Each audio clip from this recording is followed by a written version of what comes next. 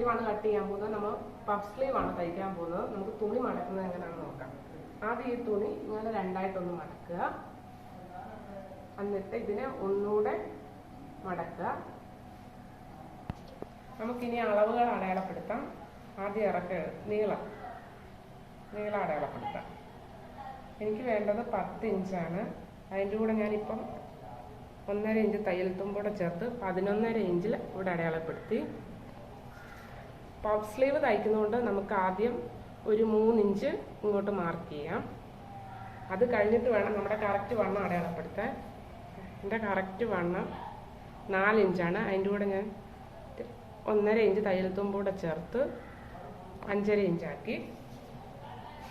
ഈ 5.5 ഇഞ്ചിൻ്റെ അവിടെ നിന്ന് നമുക്ക് ഷേപ്പ് ചെയ്യാനായിട്ട് താഴോട്ട് 2.5 ഇഞ്ച് അടയാളപ്പെടുത്തി കൊടുക്കാം. എന്നിട്ട് നമുക്കിവിടുന്ന് നേരെ ചെരിച്ച് ഇങ്ങോട്ട് വരയ്ക്കാം. ഇനി നമുക്ക് പഫ് സ്ലീവ് തയ്ക്കേണ്ടതുകൊണ്ട് ഇവിടുന്ന് നമുക്ക് പഫ് സ്ലീവിനുള്ള അളവ് മേളിലോട്ട് എടുക്കാം. ഇവിടുന്ന് ഞാനൊരു 3 ഇഞ്ച് മേളിലോട്ട് അടയാളപ്പെടുത്തി. അത് നിങ്ങൾക്ക് എത്ര പഫ് വേണോ അതിനനുസരിച്ച് വേണം നീളം എടുക്കാനായിട്ട്. ഇവിടുന്ന് നേരെ വളച്ച് ഇങ്ങോട്ട് കൊടുക്കുക.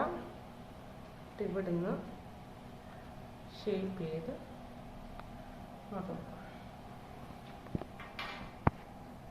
ഇനി നമുക്ക് താഴത്തെ വണ്ണമാണ് അടയാളപ്പെടുത്തേണ്ടത്.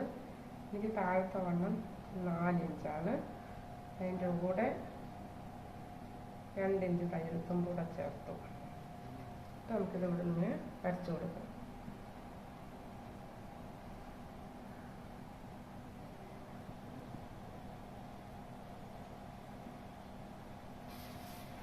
നമുക്കിത് വെട്ടിയെടുക്കാം.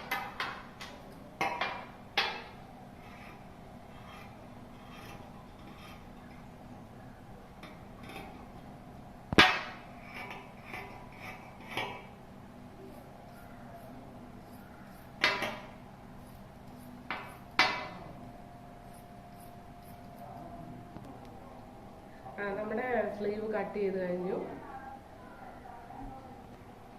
ഞാൻ ആദ്യമായിട്ടാണ് വീഡിയോ ചെയ്യുന്നത്. അതിൻ്റെതായ ചില തെറ്റുകുറ്റങ്ങളൊക്കെ ഉണ്ട്. എല്ലാവരും എന്നോട് സദയം ക്ഷമിക്കുക.